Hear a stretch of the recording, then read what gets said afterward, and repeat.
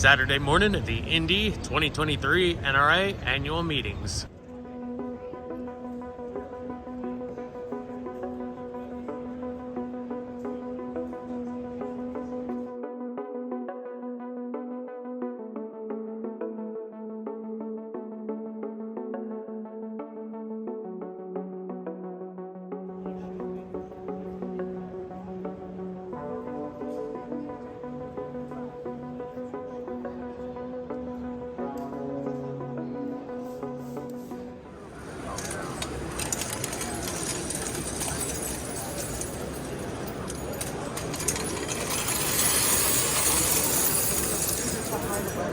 Guys, I'm here with Brent from Ammoup, and they make tools to pick up all those empty cases littering your range.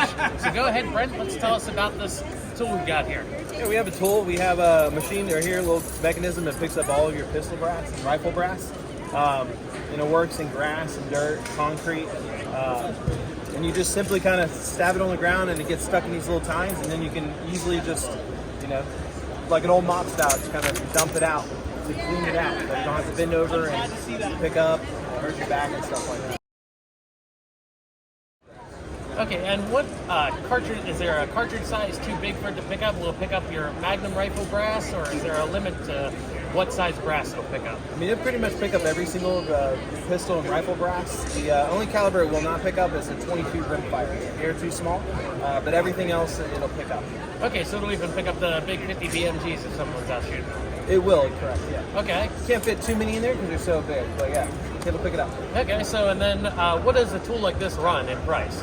About $80 on the website, and then they're, plus shipping. Okay, and then I see you guys got a larger one. As you saw in the video before, you just push that along the ground and that picks it up. If you've got an indoor range, you're a company looking for something to clean up after shooters. And what's that model called right there? This one is our 18-inch standard version. It's $599. And that's probably one of our most popular ones. The time that would save you if you have an indoor range would probably definitely make up for. Oh yeah, for sure. I mean, you could take almost one person to clean up a range now instead of having multiple people clean it up. And there's a lot of less of lead dust contamination because when you use our machines, it doesn't. You're not sweeping and then pushing that cloud up into the air. And you're never actually touching the shells direct contact. So you're not getting lead on your hand. So there's a lot less safety. Which is super important now, because as dangerous as lead can be if you breathe it in or absorb it. Yeah. All right, Brent, well, thank you, sir. You have a great day.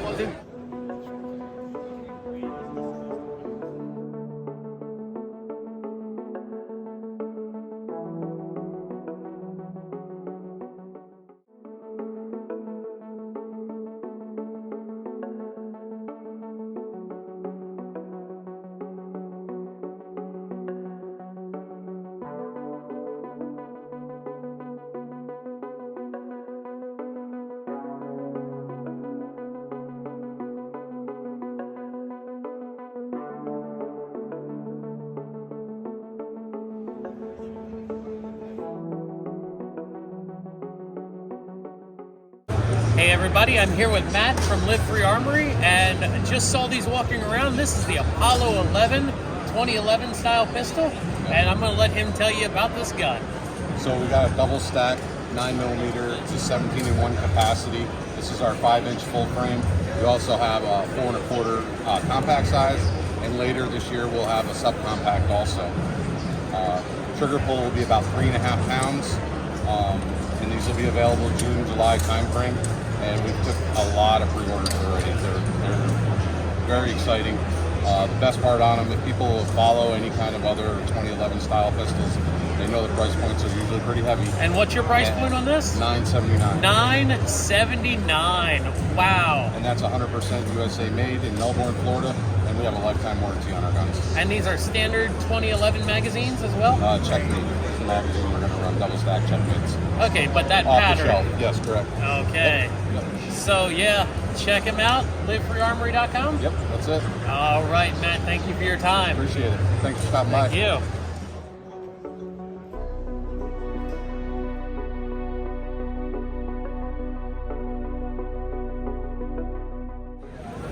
All right, well, I'm here with Jeremy Gresham from IWI US. I'm doing all right. I did a video on the TS12. You can find it in my older videos. And he's got a brand new rifle here, the IWI Carmel. Go ahead, Jeremy. Tell us about your rifle there. Yeah, so after many years of playing with the alphabet agency about getting it imported into the U.S., so screw it, we're going to make it in the U.S. So had to modify some things for the betterment. We believe the betterment of the system. The handguard is the biggest one. Okay. The handguard from the Israeli design was a plastic Picatinny on the side, the top. Had a QD lever for a quick change barrel system, but it had some inefficiencies when it comes to accuracy. It was a mil spec, 4.5 MOA rifle. Right. This one's down to a minute and a half left. Okay, so it'll compete with the ARs out there in accuracy. So you got a little bit more real estate for your lights and lasers and things that people want to put on their rifles today. The Israeli design has a 3-position gas regulator system. This is 2. We didn't feel we needed the adverse or off setting, so we played with the gas system to make it regular or suppressed. So it's not like it's a plug and play. We actually took some time to work on that gas setting within the regulator itself. Yeah, and with as popular as suppressors are now, I think that's going to be a plus for anybody looking at this rifle. Yeah, I mean, at the end of the day, right, like we're known for reliability, but we're also over gassing the gun, right? So yes. When people put cans on the Galils and the X95, it's already an overgas system, so now they just sent bolt speed through the roof, whereas we took some time and worked on the gas system here to the point where the Israelis are starting to update to where we're at now by also adding another setting, which is a first for them, but they need it for military doctrine and things of that nature. Yeah, it's very dusty and sandy over there, it looks like. It gets that way. So moving back, so cold hammer forged barrel, 1-in-7 5.56, 2-position gas regulator, M-lock handguard, complete ambi gun, right? So mag release, bolt release, safety. The only thing we didn't change would be the ejection. The charging handle is non-reciprocating, but for the left-handed people, get it into the slot, push it over, back on the other side. Just right over, and that's reminiscent of like the Tavor T7, where Correct. you can change everything left to right, except you can't change the ejection, but you can change the charging handle. Well, the T7 I can change ejection, on this one I can't. So, yep. And just like the Tavor TS12, you can change that charging handle left to right side if you need to. Yep, absolutely. So it will fire in the folded position. So that is it folded. Length of pull, cheek piece, does run M4 grips, 45-degree safety, 2-stage trigger. I think it's probably, knowing that it was a non-M4 compatible trigger, we spent some time on the trigger to get it to where it was reliable, but also the best we can provide out of the box. Awesome. So spend a good bit of time there and shooting accuracy, testing accuracy with and without suppressors, mixture of grain weights. At the end of the day, this is what we needed to modify on the system to make it a better system. All right, and when can we see that hitting the market, and what kind of MSRP are we talking on this rifle? We're looking at end of Q2, beginning of Q3 is the target date right now.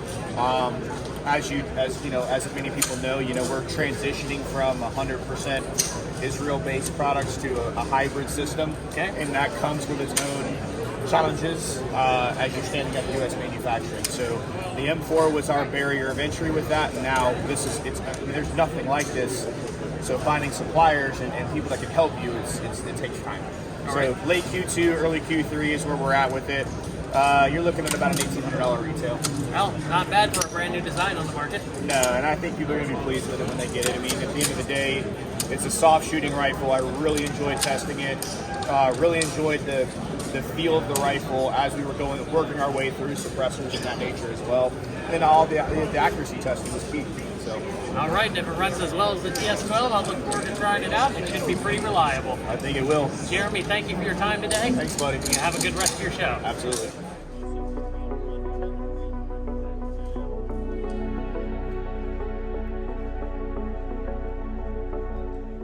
I'm here with Daniel at Holosun, and he's going to show us some of their new pistol sights and some of their other optics as well. Here we have have is our 507C comp. So it's a very enlarged window that we put on it for a competition style optic. You get multiple reticles out of this as well. So right now it has a Armory footprint, which is pretty standard. It's great. Side loading battery tray, 50,000 hours of battery life on a medium setting. So yeah, I mean it's a slightly smaller window than our Ames optic, which is pretty crazy. Put that in the pistol optic side. So that's new for this year.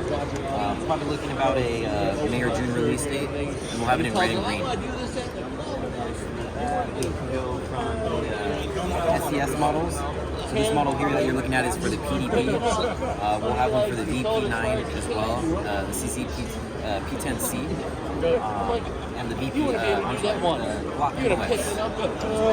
So we're going to be calling 911. I'm pretty sure you're familiar with all our EPS optics, EPS carry, and 509T, our original enclosed optic as well.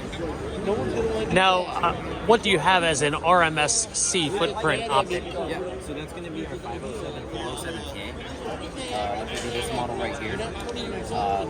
Pretty familiar. It's a modified RMSC footprint. You're getting 3 different reticle options, 2 MOA dots, 32 MOA circle.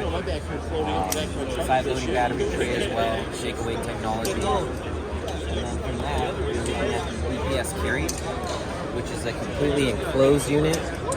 Same footprint, same features. You'll have 3 different variants. So you'll have a 2 MOA, a 6, and a multi-reticle version. And they will also come in red and green. Oh, great. So let's take a look at some of their rifle optics.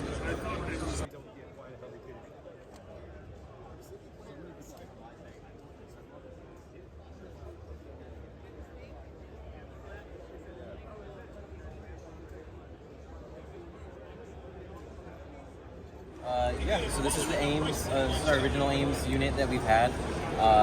Flip cap covers, 50,000 hours of battery life. And then from that, we have the prototypes that we have. This is a medium-sized Ames. Not really named just yet, but same features that you get out of our Ames optic. And then from here, you have the big boy. So large viewing window. I'm not sure if you guys can see there, but same features. QD lock as well, QD mount. This will also have flip caps on it included, so that's new for this year. That's a date or pricing. That is a fairly large optic there. Yeah. It's nice to have a really big window. And the magnifier there, is that brand new as well? Yeah. This is our 6x magnifier. This is again a prototype that we're working with.